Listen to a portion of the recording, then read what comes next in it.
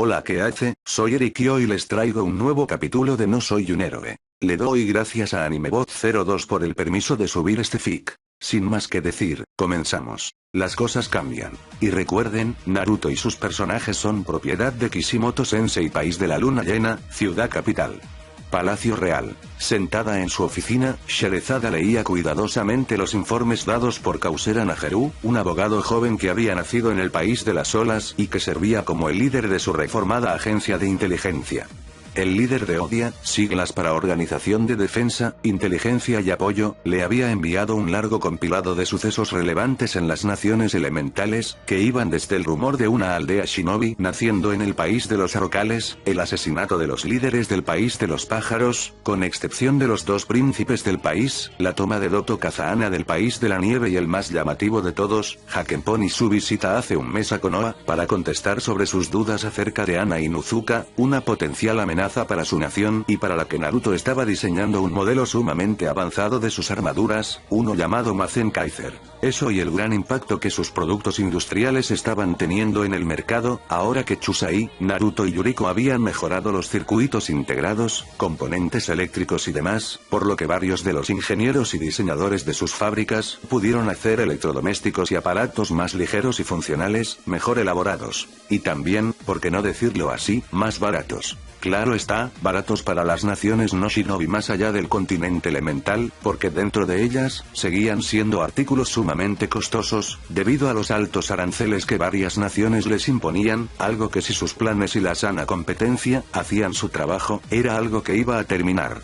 Aunque el principal productor de tecnología de la última de las naciones elementales, aunque le doliera a Sherezada ser todavía considerada uno de los países que aún eran del continente elemental, su nación tenía a un único competidor en el mercado de la manufactura de tecnología, enfocada más en la electrónica que nada. Habló por supuesto de la nación tropical de Molmol, gobernada por la familia real Su, siendo el actual monarca, el rey Landalu, quien de forma similar a ella, tenía a una protegida prodigio, su imperiosa hermana menor, la princesa Kaoyasu. Kaoya tenía un genio para la mecánica que casi rivalizaba con Naruto, enfocada la joven princesa más en la robótica y en la computación, la joven princesa consideraba a Naruto su rival en su campo, no así su protegido personal que solo la veía como una niña molesta y ruidosa. Ciertamente la joven de 13 años era ambas cosas, pero compensaba mucho su actitud infantil y esa tendencia a jugar rudo con su servidumbre, con la tecnología que era capaz de crear. De hecho, la prensa de pesos calibrados era un invento suyo, traído de Molmol, con gran jactancia de Naruto, en solo 5 de las cápsulas de almacenamiento electrónico de gran capacidad, similares en tamaño a un móvil pequeño, haciendo que Kaoya estuviera haciendo pucheros durante semanas, al notar que al ser una habilidad enteramente propia de las naciones elementales, no podría emular o superar semejante hazaña de transporte.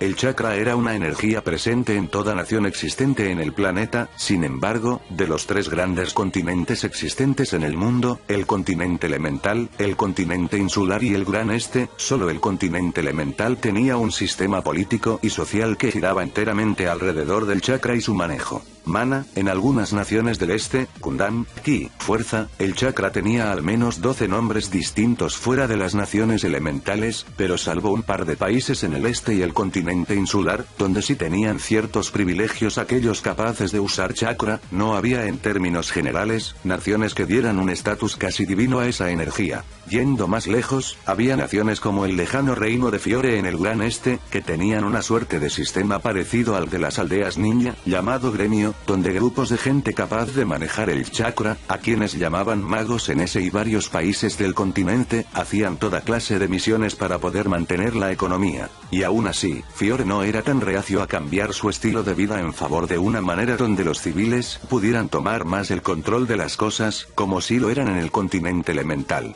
Cosa de las diferencias culturales, en una misma ciudad podrían haber varios gremios que competían entre ellos y aunque hacían una que otra misión para los gobernantes de las ciudades y el rey, solo los gremios de los bajos fondos hacían las misiones como el sabotaje, asesinato y secuestro, las que las aldeas ninja sí tenían en su catálogo, lo que era un crimen en Fiore y demás naciones con un sistema similar. La sultana tenía más terreno fértil para llevar a cabo su idea y así, destruir el sistema shinobi, tomando las cosas que servían de esas las naciones y tratando de no repetir los mismos patrones en su continente natal. Después de todo, ella no era tan arrogante como para no ver el principal problema al que su plan se entrenaba, un problema tan sencillo y a la vez tan complicado como lo era simplemente el miedo al cambio. Los seres humanos eran por naturaleza resistentes a los cambios radicales y más aún, a los que significaban un nuevo paradigma en su modo de vida, de ahí que estuviera aprendiendo mucho sobre las alternativas al corrupto y podrido sistema Shinobi, para intentar implantar este en las naciones con su propia aldea. Y la alternativa a este, para las naciones sin ellas, una donde los civiles se hicieran cargo totalmente de todo, con los recursos humanos y tecnológicos que sus diversos protegidos y colaboradores estaban creando. A saber, por ejemplo, los inventos mecánicos llamados por Naruto y Chusai, tanque, tractor y camión respectivamente y que serían toda una revolución en la manera de comercial entre las naciones. Los tanques y algunos genizaros, nombre dado a las fuerzas que usaban las armas de fuego, ya tan avanzadas en este punto, como las pistolas, ametralladoras y rifles de inicios del siglo XX, podrían proteger un convoy de tráiler, vehículos motorizados e impulsados a vapor como los tanques y tractores, cuya capacidad de carga era superior a las carretas de las caravanas comerciales, lo que hacía más barato el tener un par de tanques a la disposición de los tráilers, unos cuantos soldados y no habría cargamento que no se pudiera entregar. Un grupo de Anbu con invocaciones, serían cocidos a tiros y cañonazos, sin importar su grado shinobi, un grupo de bandidos sería repelido, así usarán muros de tierra, creen un pantano de la nada o estuvieran en un terreno difícil, el diseño de los tanques los volvía versátiles a la hora de pelear. Y claro está, ya que los trailers y tanques eran operados por una persona con el número suficiente de personas, la marcha solo se detendría en los instantes en los que se toma relevo para hacer el cambio de turno y asunto arreglado. Entre otras ventajas más como la velocidad y capacidad de mantenerse moviendo de los vehículos que harían más atractivo este sistema de transporte que el de las primitivas caravanas comerciales. Y después, teníamos a los tractores y trilladoras que podían facilitar tanto el trabajo a los granjeros que harían innecesaria la contratación de misiones clase D para trabajar el campo. Diantres. Incluso con la elaboración de motores más pequeños, sería posible incluso crear sierras eléctricas, que harían la tala de árboles mucho más fácil, sin depender de los ninja. En serio era tanto el status quo reinante en el continente que incluso el trabajo en el campo y la tala de árboles eran comisionados a las aldeas ninja, pero labores como la minera, pesca y otras más, no ya fuera porque se podrían considerar indignas o vayan a saber por qué. Bueno, al paso que iban las cosas, eso sería algo que iba a cambiar en los próximos años, todo gracias a un zoquete que no abandonó a un hijo a su suerte en un nido de víboras. Con Naruto. Laboratorio del Parque Industrial. Aumenta la presión, ordenó el Uzumaki a Jesse Kansamaru, su asistente de laboratorio. El adolescente de 17 años subió de golpe, gracias a las indicaciones de Yuriko, el doble de la presión de la prensa, sintiendo el tirón el Uzumaki que estaba dentro del siguiente nivel dentro de los modelos de sus armaduras de combate. Mazinger había sido diseñado para combatir a los ninja que ostentaban el rango Genin hasta los Tokubetsu Genin clasificatoria A, en todas sus habilidades y competencias diferentes.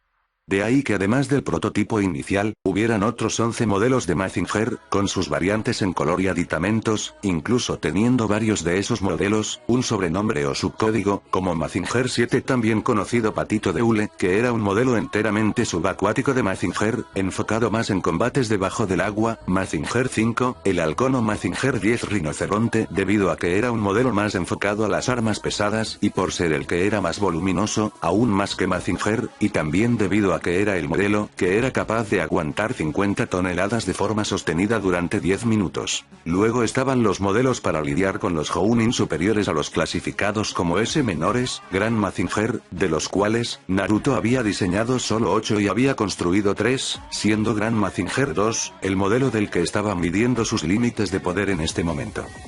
Y por último pero no al final, estaban los modelos para lidiar con las amenazas nivel Kage y los otros 8 Jinchuriki, Mazen Kaiser, de los cuales tenía 2 diseños y ninguno estaba en construcción.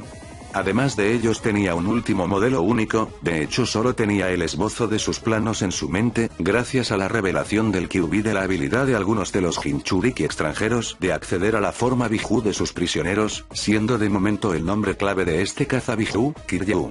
subiendo a 50 toneladas, anunció el joven, esperando otra indicación de su infantil jefe, que bufó debido a la facilidad de Yuriko de seguirlo jodiendo aún sin estar ahí, pero contento de que este modelo, Gran Mazinger 2, siendo un modelo básico de esta serie, pudiera aguantar según los datos de sus sensores, teóricamente, alrededor de 60 toneladas sostenidas de peso. Gran Mazinger, a diferencia de la mayoría de los 12 modelos de su antecesor, estaba hecho de kairoseki, teniendo los mismos patrones de color, diferenciándose más por detalles estéticos y de armamento que nada. Tenía, al igual que el grupo anterior, algunas armas como las balas dactilares, el puño cohete, viento huracanado, unirrayo y demás. Pero tenía 3 armas que el modelo anterior no tenía, como el electrocañón, un poderoso cañón de iones eléctricos, que era bastante pesado y voluminoso, además de que solo podía disparar 5 veces y con un pasmosamente lento tiempo de recarga. Los puño barreno, una mejora sustancial a las balas barreno y el rayo congelante, un invento enteramente hecho por Chusai usando diamantes como fuente de poder, siendo el arma favorita de Naruto, al ser, junto al electrocañón, 2 armas poderosas que ya no usaban chakra, siendo impulsadas por el más pequeño, pero poderoso reactor plasmático que Naruto había desarrollado. Y Mazen Kaiser tenía únicamente el diseño y varias armas que los otros 2 tenían, pero que Naruto quería ir desechando, como el unirrayo, aspirando a que el modelo más poderoso de las armaduras personales que estaba creando, tuviera una dependencia nula del chakra y funcionará enteramente con tecnología. Aumenta otro 20%, ordenó el Uzumaki al ver que no tenía aún el nivel de carga que los sensores daban como el límite óptimo de peso. Efectivamente, Ageshi aumentó a 60 toneladas el peso que Naruto soportó y los sensores indicaron que el límite óptimo estaba en las 60, lo que teóricamente lo ponía en fuerza física a la par de la Sanin Tsunade cuando no activaba el sello del millar. Naruto sonrió al llenarse del impacto de ese hecho, con los modelos Gran Mazinger y experiencia de combate, podría diezmar solo a batallones Anbu enteros. Esas eran buenas noticias. Konoha. Kusina se encontraba caminando junto a la pequeña Asami de 5 años, quien se encontraba confusa por la situación, le estaba yendo demasiado bien en la escuela, así que ¿por qué sacarla de ahí? La razón no era algo que ella y varios altos mandos entendieran, pero sí era algo que Kusina veía necesario. Asami, al igual que Naruto, había sido víctima de la situación. La niña no entendió ese día hace 2 años, porque al recibir ese papel, su madre entró en un frenesí nervioso, hizo un Kagebunshi, le dio la indicación de quedarse con ella y salió corriendo a toda carrera de ahí. Su padre llegó del mercado y ella le contó lo que vio, pese a los intentos del clon de que se quedara callada. Tras oír lo que pasó, Minato imitó el comportamiento de su madre y salió de ahí en el Irashin, dejando muy extrañada a la niña, sobre todo por el comportamiento de los clones, pues había cierta hostilidad entre ellos. Casi un día después, sus padres volvían diciendo que nuevamente se iban a mudar de ahí, esta vez de forma permanente, para poder encontrar a su hermano mayor. La niña no registró entonces la implicación de esas palabras y de hecho, no lo hacía aún tanto. De hecho, parte de por qué Kusina sacó a Asami de la academia tenía que ver con el hecho de que desde que le dijeron que tenía un Oni-chan, la niña a diario preguntaba con impaciencia si por fin podría conocer a su hermano. Todavía era muy inocente la niña y los maestros lamebotas de la academia ya la querían graduar al año siguiente, debido a que ya estaría lista para la vida shinobi. Está bien, los prodigios más o menos tenían esa edad al graduarse, pero ¿qué resultados teníamos de ello? Un Uchiha con novia que no parecía tenerla, un Minato vaca que era una patética excusa de padre y un emo peliplata con un ojito de cebolla que vivía en el pasado, emulando a su compañero caído en casi todo, menos en ir tras una linda chica para cortejarla. Y ella como madre, no iba a permitir que ese fuera el destino de su pequeña. Ya le falló a lo grande a su hijo mayor, no iba a permitir otro error así con Asami. Y juzguen como quieran eso, el hecho de que al igual que con Naruto que era un mini clon de Minato, la niña lo era suyo y si bien eso podría darse a la interpretación de que por ello la consentía así. Lo cierto era que no quería cargar además con la culpa de que su hija menor creciera como una inadaptada social. Estaba otra vez, cavilando sobre esos pensamientos, cuando vio pasar a cierta Miko castaña, con una cesta llena de varios comestibles, algo que no creyó ver, dada la posición que aparentemente Riki ostentaba, acompañada de 2 de sus ex amigas, Shirona y Anamei. Que Riki congeniara rápidamente con la matriarca Yamanaka era entendible, ya que eran colegas, pero que lo hiciera con la de los Hyuga le pareció inaudito por decirlo menos. Y para más extrañez de Kusina, Riki fue la primer mujer del grupo en botarla y en darle una suerte de sonrisa desdeñosa, algo que no le gustó nada a la Uzumaki. De hecho, era una mirada muy común para ella en estos días y una a la que siempre reaccionaba de forma violenta, como iba a hacerlo ahora. En unos cuantos pasos presurosos arrastró a Asami hacia donde las mujeres estaban comprando unas hortalizas, Riki y Shirona, ya que Anami por ser una mujer de la nobleza no podía exhibirse haciendo esas labores, y encaró a las tres mujeres, siendo Riki el principal blanco de su ira acumulada. ¿Se puede saber el por qué me dedicó esa mirada?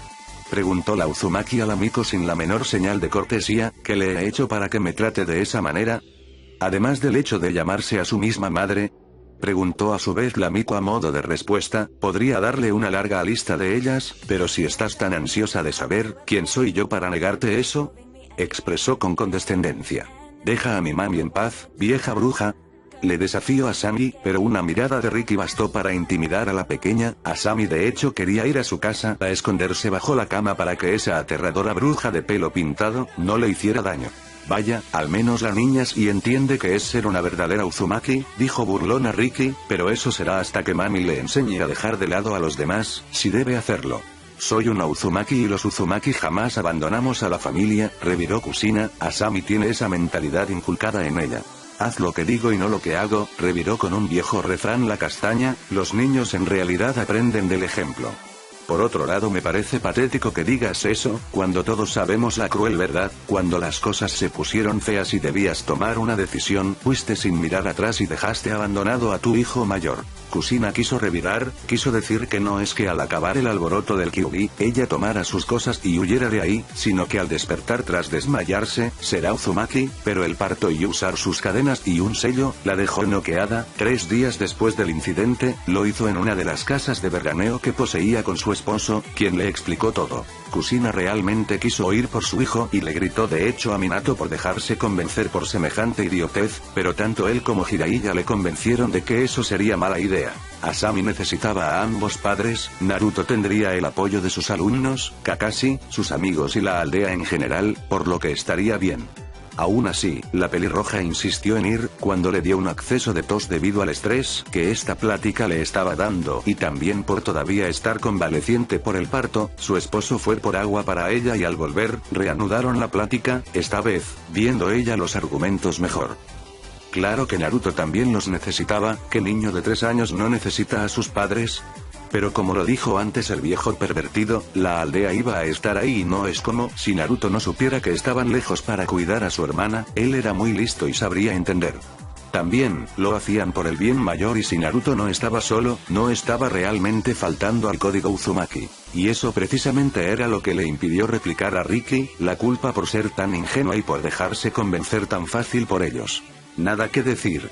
Sonrió triunfal la Miko, eso pensé, después de todo, no es como si yo no supiera de estas cosas. De acuerdo, mis hijos no están exactamente en este momento conmigo, pero dado el cómo esta aldea nos invitó, no se me puede culpar que los dejé en un lugar seguro. Me voy mañana a reanudar mi búsqueda con ellos, porque a diferencia tuya, sí sé cuál es el valor de la familia.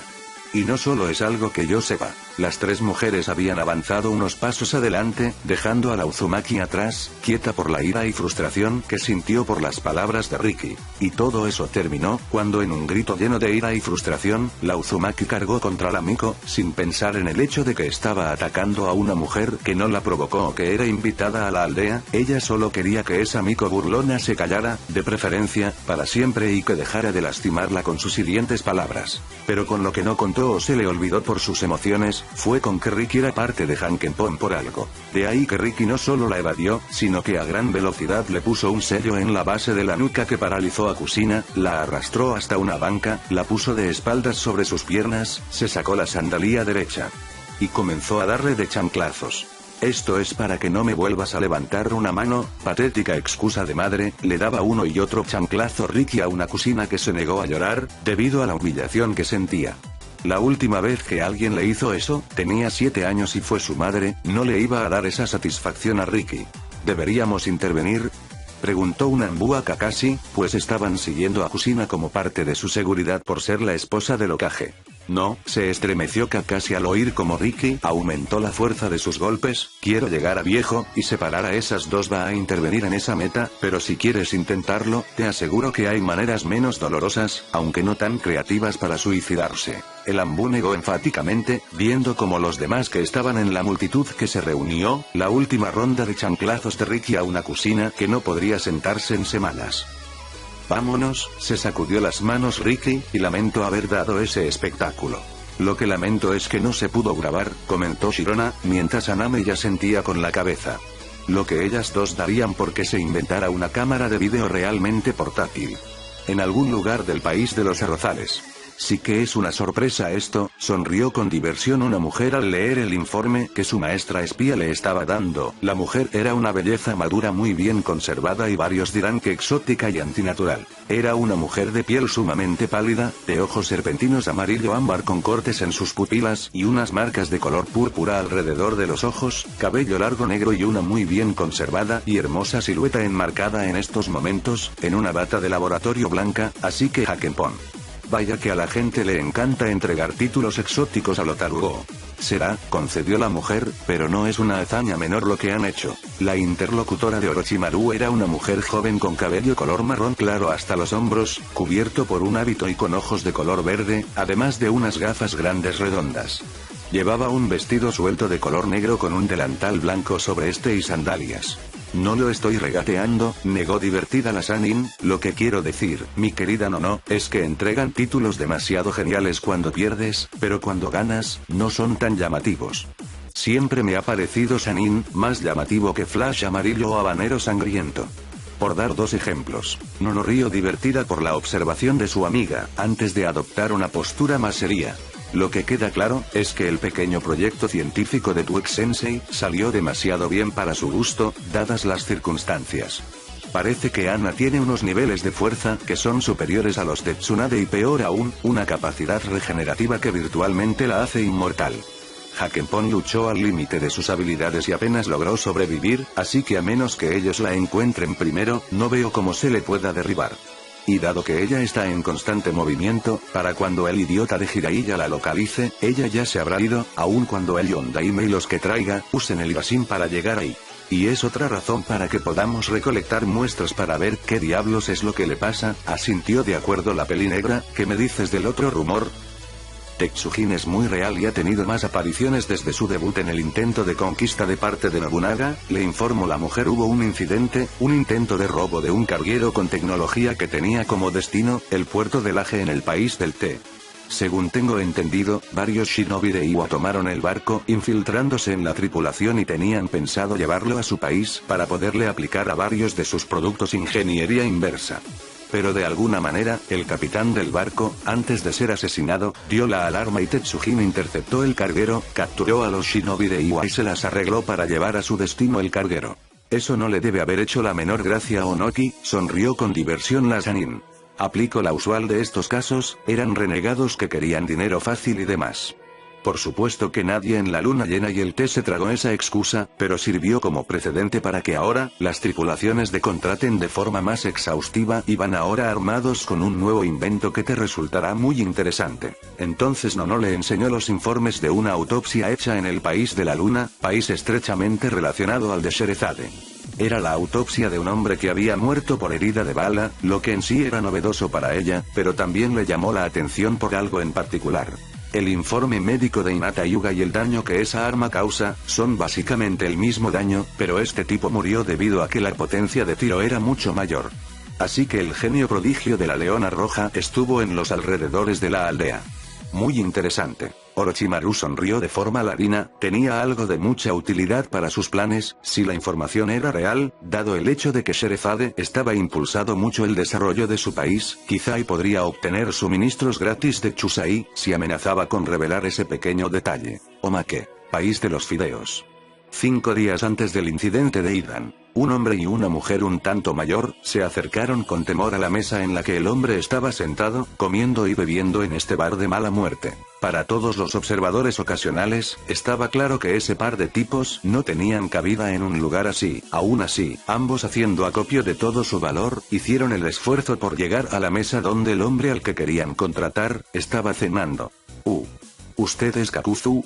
Preguntó la mujer al hombre que estaba comiendo sopa de arvejas con carne seca. Kakuzu apenas si les dedicó a ambos una mirada, pero fue lo suficientemente elocuente como para indicar que tenían su total atención. Mi esposo Takeshi y yo hemos oído que es el mejor en lo que hace, le comenzó a decir la mujer, pero que lo que hace no es muy agradable. Entonces sacó un pequeño saco, repleto de dinero, depositándolo frente a él, y por ello es que deseamos contratarlo. ¿Qué motiva a dos personas como ustedes a contratar a alguien como yo? Preguntó muy aburrido el hombre. Queremos hacer justicia, respondió con convicción el hombre. Vayan a los tribunales para eso, negó divertido el ex shinobi de Taki, al calcular que ese montón no cubriría un asesinato estándar en una aldea shinobi, aunque fuera una de poca monta. Si quieren venganza, por lo que tienen aquí, no les alcanza ni para pagarle a unos genin, que le prendan fuego a la casa del que los haya ofendido. Hace meses secuestraron a nuestra hija, explicó la mujer, y al cabo de un par de semanas, la investigación se detuvo. El comisario dio carpetazo al asunto. Luego, de forma milagrosa, ella volvió a casa, y los dijo que el ahora famoso Hakenpon la rescataron a ella y varios más de una casa de esclavistas. ¿Y? Preguntó, intuyendo por dónde iba la cosa. Nozomi nos dijo que el que la secuestró fue el hijo del comisario y que la vendió a los esclavistas, porque no quiso acostarse con él, contestó el hombre por su mujer. Ya veo, terminó de comer el inmortal, un clásico, conexiones importantes y el crimen queda impune y como no hay pruebas, no hay delito. Bueno, como les dije, si quieren justicia, esperen a que ese sujeto se muera y si creen en el más allá, que ahí finalmente va a pagar por sus pecados y delitos. Entonces, viendo fijamente a la mujer agregó, pero si lo que quieren es venganza, tomó la mitad del dinero y se lo metió en un bolsillo de su viejo pantalón ambú, debieron haber contactado a mi compañero. Ahora largo. La pareja se fue de ahí, abatida por no haber podido hacer nada, pese a que le pusieron todo lo que tenían para intentar contratar los servicios de Kakuzu. Y eso los puso sumamente tristes. 2 días después, a lo lejos Idan y Kakuzu posaron su vista en un lugar en particular, en un hogar humilde, mientras ven cómo la mujer que intentó contratar a Kakuzu, recoge la caja y la lleva a su interior. La mujer vaya que se va a llevar una gran sorpresa al ver dentro de ella, pues la cabeza de Shen está dentro de la caja. Vaya, así que el amargado de Kakuzu tiene su corazoncito, le pico las costillas Idan, lo bueno es que no ibas a tomar ese trabajo. El que hizo el trabajo, la mayoría de él, para poder satisfacer su loca religión, fuiste tú, se defendió el nacido en Taki, yo solo fui por el botín que ese tonto pudiera tener en su escondite. Y no me fui decepcionado. Claro, y aun cuando había mucha mercancía ahí, decidiste no llevarte a una sola de esas chicas, siguió burlándose de él, su compañero jasinista. No siempre se trata de dinero Idan, miró duramente Kakuzu a su compañero, tener a esas mujeres a nuestro alcance no nos hacía bien, de aquí a venderlas todas. No valía la pena y tampoco dejarte usarlas para tus locos rituales. Tienes razón, acepto el peliplateado, ya tendré otra oportunidad de hacer esa clase de matanzas, por lo menos fue divertido buscar a esa basura. Kakuzu estaba de espaldas a Idan, por lo que no pudo ver la sonrisa satisfecha que tenía por ello. Kakuzu tenía una reputación que cuidar después de todo, siempre que la paga fuera buena, aceptaría casi cualquier trabajo, le habían ofrecido antes grandes cantidades de dinero, pero lo que hizo esa familia, jamás lo habría hecho alguien, ofrecer todo lo que tenían. Ante semejante fortuna, lo mejor era aceptar la mitad y compensar ese descuento, con el dinero de las escorias que se atravesaron en el camino. Mi querida nieta, no puedo liberarte o darte la paz que acabo de dar hoy, así que espero que me perdones, porque lo mejor que pude hacer, fue enviar una carta a tu nombre. Se consoló a sí mismo, Kakuzu era el mejor en lo que hacía y lo que hacía no era nada agradable, pero, con tal de reunir recursos para su única familia en este mundo, soportaría una vez más, el hecho de que su alma muriera un poco más, al tomar esas misiones para Akatsuki.